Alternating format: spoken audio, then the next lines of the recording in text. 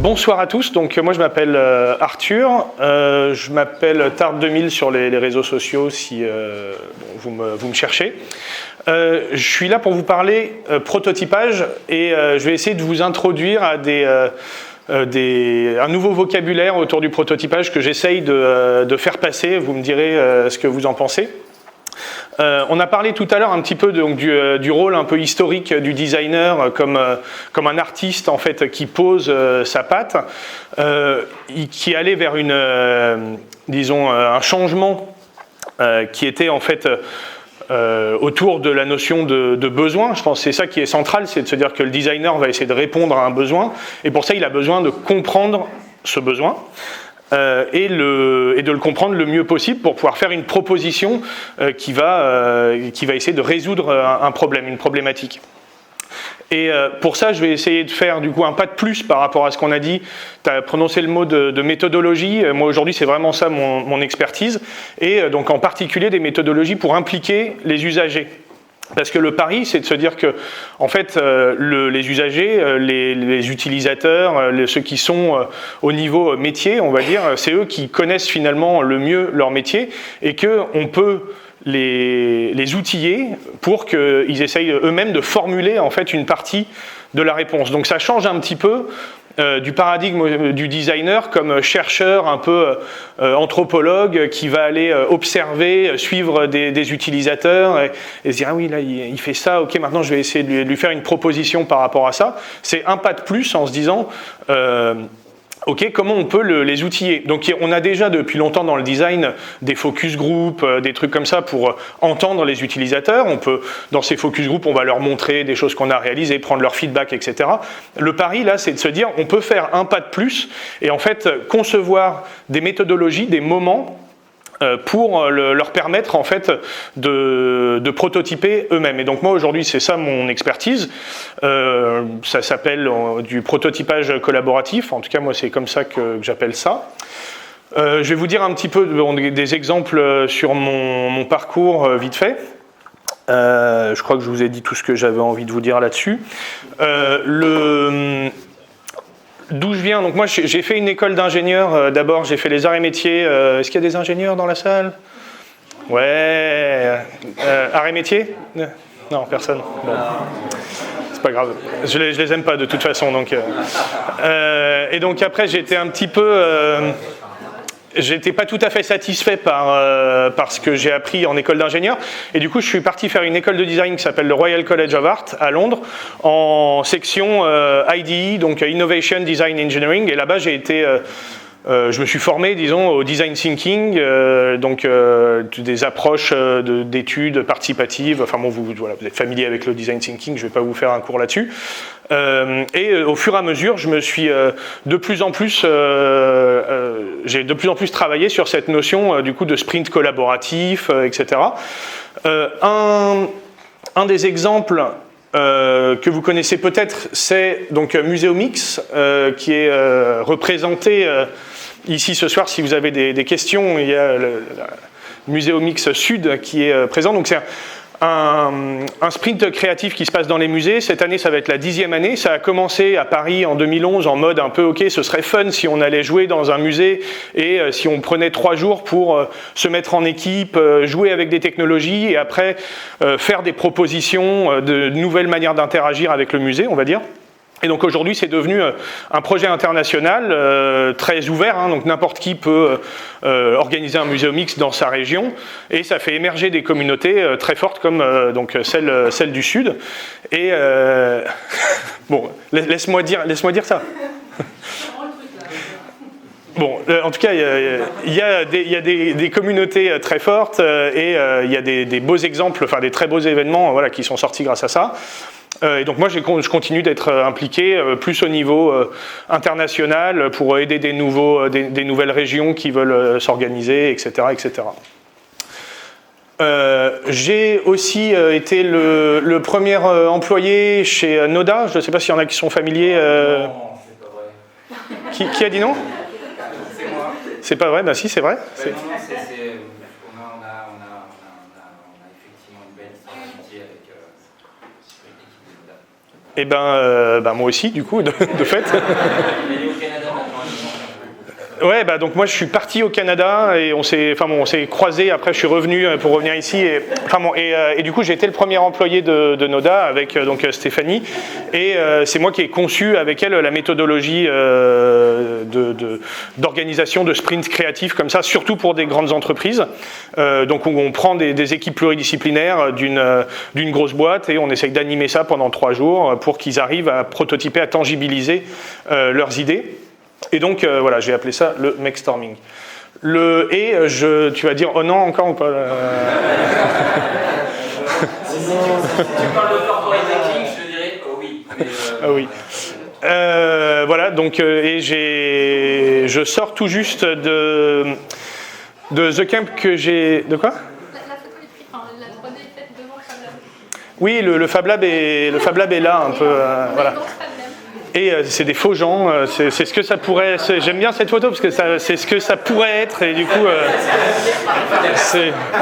au quotidien c'est difficile à remplir. En fait, bon, je ne vais pas vous faire l'historique de The Camp, on pourra en discuter si vous voulez en perso après, mais là-dessus, il y a peut-être, si on compte, il y a peut-être 450 personnes.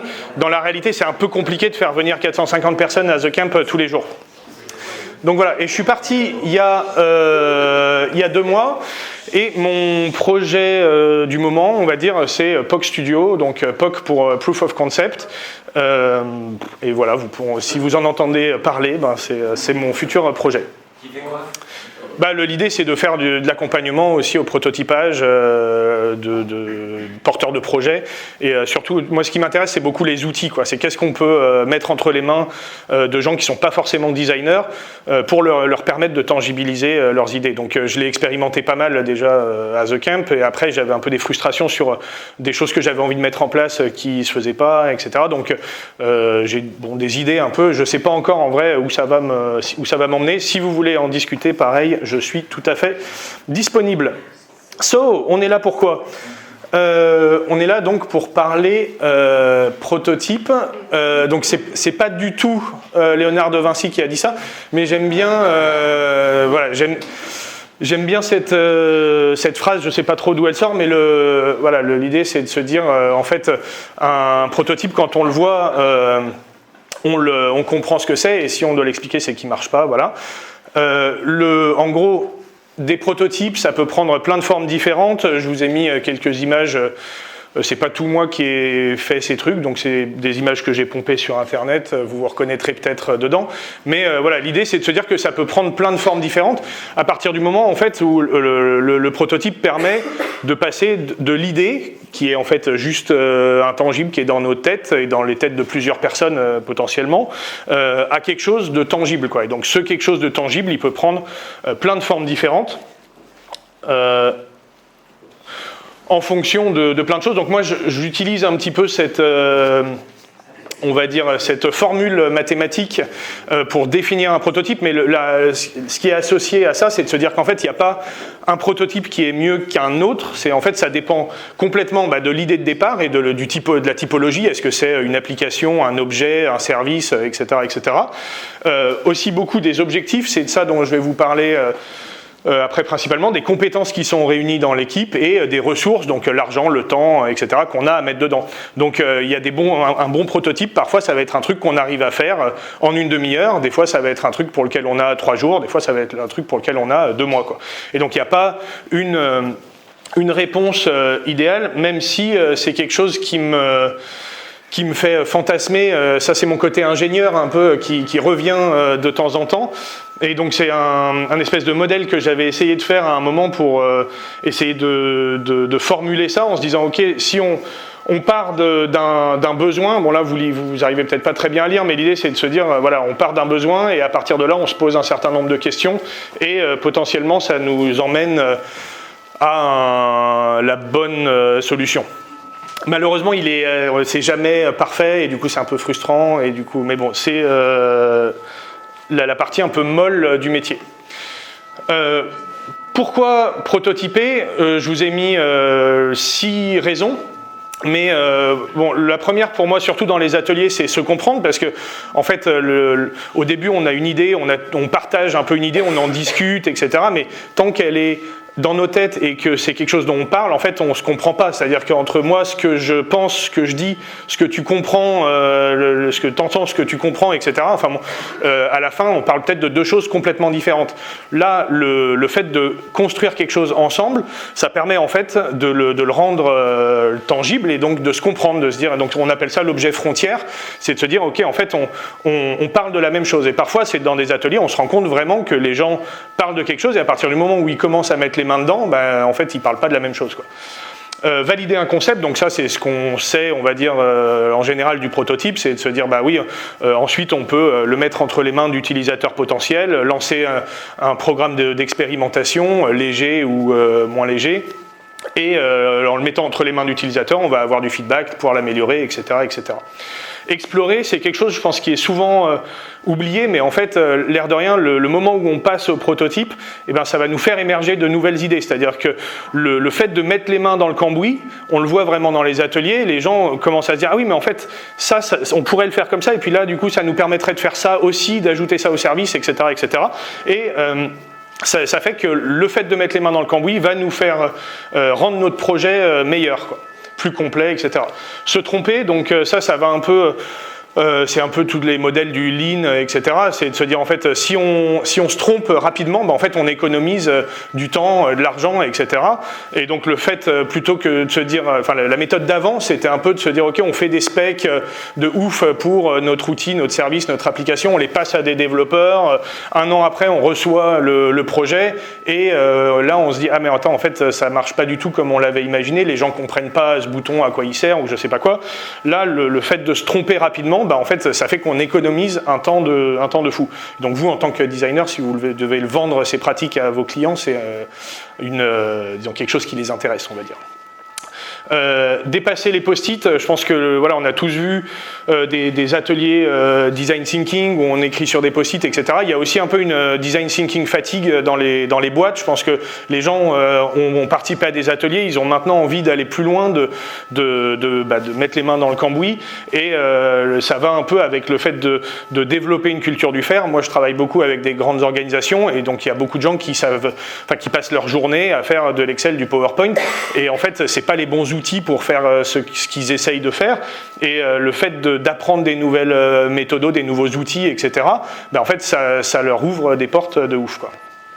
Et donc les boîtes cherchent ça aujourd'hui absolument, quoi, à changer la culture à l'intérieur et à développer des nouvelles pratiques, quoi. Ça vous parle Ouais, voilà, donc là c'est la partie où je pars un peu en mode un peu aventure avec vous. Je vous propose du coup un nouveau mot qui est donc le mot bototype, qui est vraiment autour de... donc là, à chaque fois, la classification que je vais essayer de vous proposer, c'est vraiment en la tournant sur l'objectif, parce qu'au final, moi je trouve que c'est quand même l'objet central quand on travaille avec des porteurs de projets, c'est de se dire, ok, ouais, tu veux faire un prototype, mais pourquoi faire en fait?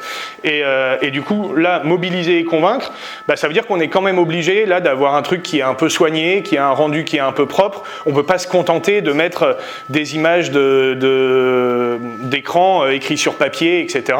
Il faut que les gens puissent se projeter en fait dans l'utilisation de cet objet ou de ce service, quoi. Nous allons maintenant vers le phototype. Donc là, l'idée, c'est de se dire, on veut tester, valider...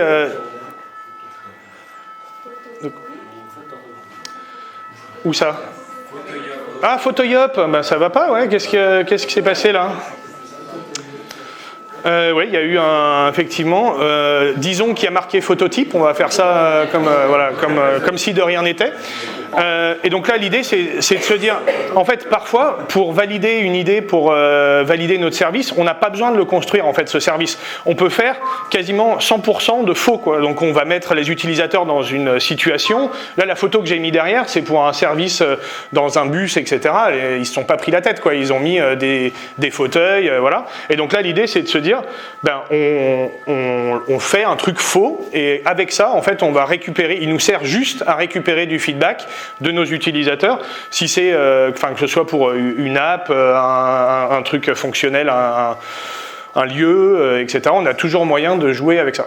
Est-ce que c'est lié au fait qui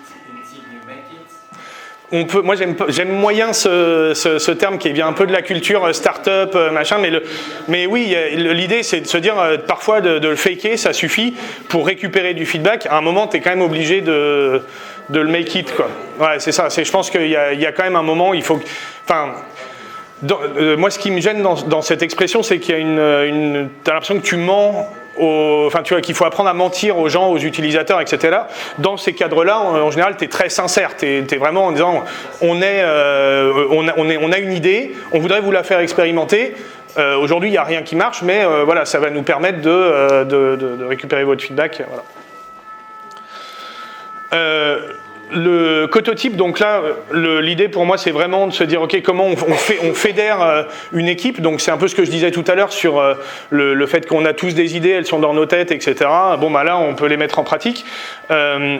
L'intérêt, on en parlait tout à l'heure, justement, c'est de se dire aussi qu'il y a des...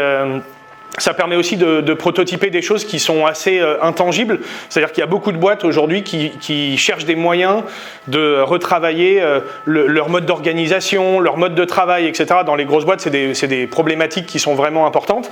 Et à travers des outils comme Lego Serious Play, je ne sais pas s'il y en a qui sont familiers de ça par ici, vous pourrez taper ça sur Internet. Mais c'est par exemple... ça permet vraiment d'avoir des discussions, de rendre tangible en fait des choses qui sont intangibles. Et donc là, le prototype, l'objet, devient un support de discussion pour qu'en fait des gens finissent par se mettre d'accord. Jeune homme. Ouais, carrément. En fait, on a une boîte de Lego juste là et on l'a déjà utilisé dans le cadre de projets, notamment sur du design d'objets. Ouais. Et en fait, on bossait avec les clients et le côté design qu'ils pouvaient apporter. Et on essayait de trouver un peu des mécaniques d'usage d'objets. Et en fait, ça les impliquait énormément on était avec des jouets. Ouais. En fait, on était vraiment sur des choses finalement très mécaniques d'utilisation de l'objet. Et ça a permis d'avoir des points de vue qui se comprenaient en fait. On va dire, on comprend nos problématiques en tant que designer. Ouais. Et eux, ils sont aussi impliqués dans la conception. Donc ça marche super bien, Lego.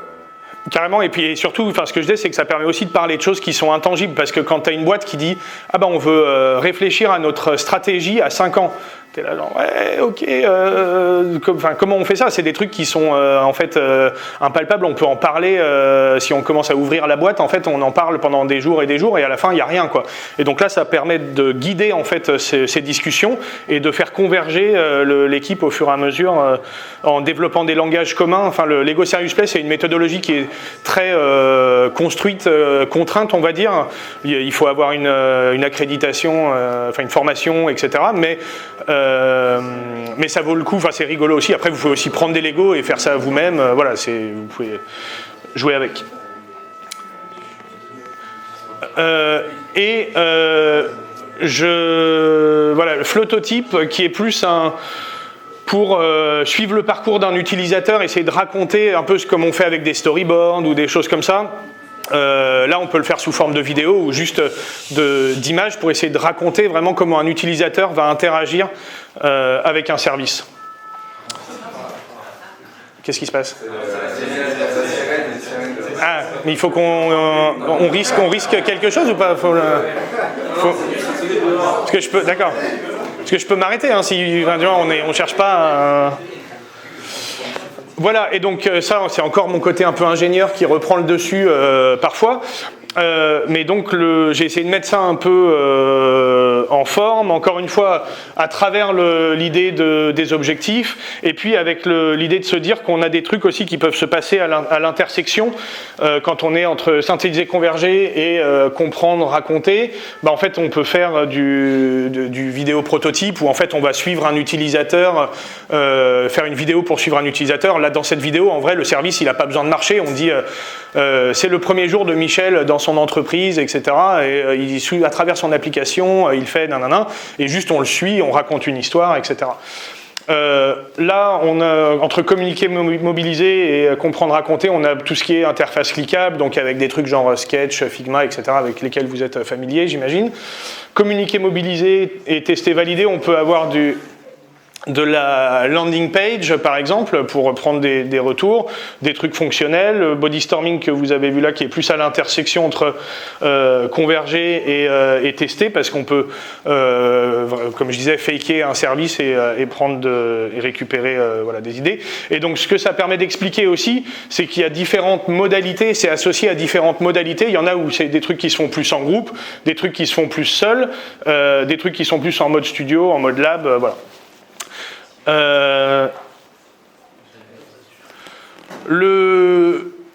L'intérêt, enfin j'en ai parlé un petit peu, mais l'idée c'est aussi de se dire que c'est un changement de posture qui se passe chez le designer, mais aussi dans les entreprises, c'est-à-dire que, comme je disais, elles ont des besoins de changement. De passer à des modèles très pyramidaux où il y a une personne qui décide, tout le monde qui joue sa partition, le public, les usagers en face qui sont sages et qui attendent la fin, etc. et qui applaudissent entre les trucs et tout, et qui veulent passer en mode un peu plus jam dans des formats plus créatifs où là c'est un peu moins clair en fait qui participe pas, quels outils on utilise, qui fait partie du public. Voilà, donc ça amène plein de nouvelles questions sur les modalités, les pratiques, les règles, les outils, et moi c'est ça qui m'intéresse. Les ingrédients autour de ces pratiques, je pense qu'il y a un truc qui est fondamental, c'est d'avoir des équipes pluridisciplinaires, donc d'être en mesure d'aller chercher, quand on va concevoir un service, d'aller chercher tous les représentants du service dans cette organisation ou autour de cette organisation, de ne pas hésiter à aller chercher en dehors de l'organisation, justement. Un cadre d'action clair, donc là on appelle ça dans Museumix un terrain de jeu par exemple, donc où on va vraiment essayer de définir en amont, ça c'est tout le travail du designer du coup en amont pour essayer de concevoir ce terrain de jeu et être capable de dire aux équipes, bon ben voilà jusqu'où on a le droit d'aller, voilà les outils qu'on a à disposition avec lesquels vous avez le droit de jouer, voilà les questions que vous pouvez vous poser, etc. Des outils adaptés, voilà, c'est ça qui m'intéresse aussi en fonction des gens qu'on a dans les équipes, des compétences qui sont réunies. Il faut réussir à mettre en face des outils qui vont leur permettre de rendre leurs idées tangibles. Savoir où on va, je pense que c'est dans ces pratiques, c'est important de se dire ok, on anime un truc de 1 jour, 2 jours, etc. Mais qu'est-ce qu'on pense qui va advenir après, que ça rentre quand même dans une logique de projet, c'est important, même si il faut aussi savoir s'adapter parce que parfois en fait les prototypes ça va moins vite, plus vite, ça prend des routes un peu différentes et donc il faut être capable de s'adapter. Et il y a un parti pris un petit peu là-dedans aussi qui est de se dire ok, il faut faire confiance aux gens qui sont là, de se dire ceux qui sont là sont les bons, quoi. Je me rappelle à Montréal, j'avais fait animer des ateliers citoyens autour des nouvelles bibliothèques, etc. Et donc c'était un peu, la ville, elle faisait ça un petit peu en mode, il faut qu'on fasse du participatif, donc comme ça après on peut checker, et puis les citoyens vont pas venir nous faire chier, on leur a montré qu'on était ok, et il y avait des gens de la ville qui étaient dans les équipes qui sont venus me parler après, qui étaient là, mais c'était incroyable, à ma table il y avait un designer, un architecte, et ils avaient des trucs à amener qui étaient vraiment intéressants, etc. Et en fait, oui, tu crois que les citoyens, en fait, c'est des gens, des zombies qui prennent le métro le matin, qui reviennent le soir et qui savent pas. En fait, ils ont des métiers, ils ont des compétences et ils connaissent. En fait, c'est eux les experts à leurs propres besoins, quoi. La technique, on a. Non, c'est bon. Mais encore, donc là, c'est là où je vais un peu plus encore dans l'exploration. J'espère que vous me suivrez dans cette balade. Je vous propose donc le futurototype pour se dire ok, on essaye de se projeter, ça rejoint toutes les pratiques autour du design fiction. Je pense il ne faut pas se tromper non plus quand on l'utilise. Pour moi, le design fiction, c'est vraiment une méthodologie de questionnement, c'est pas une méthodologie nécessairement de stratégie après, c'est-à-dire qu'en fait on imagine des projets en essayant de les pousser le plus possible, parfois en bien, parfois en mal, mais il faut toujours garder en tête que c'est un objet de discussion pour se dire oui, mais en fait là, qu'est-ce que ça nous amène quand on parle d'intelligence artificielle et que ce service va faire ce truc magique, etc. Qu'est-ce que ça amène comme problématique de privacy, de tous les trucs auxquels en fait on pense pas forcément au départ quand on se dit ouais, on veut faire un projet futuriste, quoi.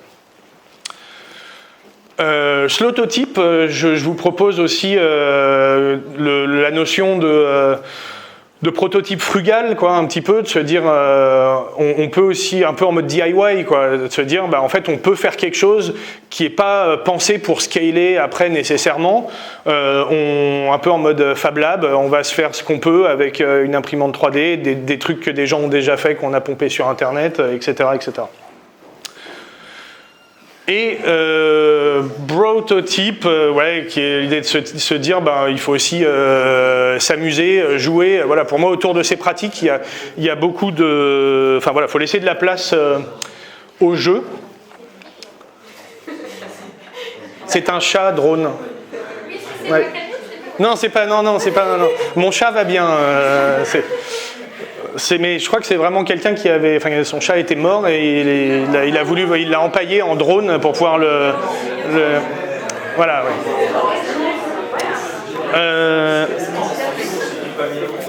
Alors voilà, d'autres idées. C'est le moment où je me tourne vers vous pour faire du crowdsourcing un peu.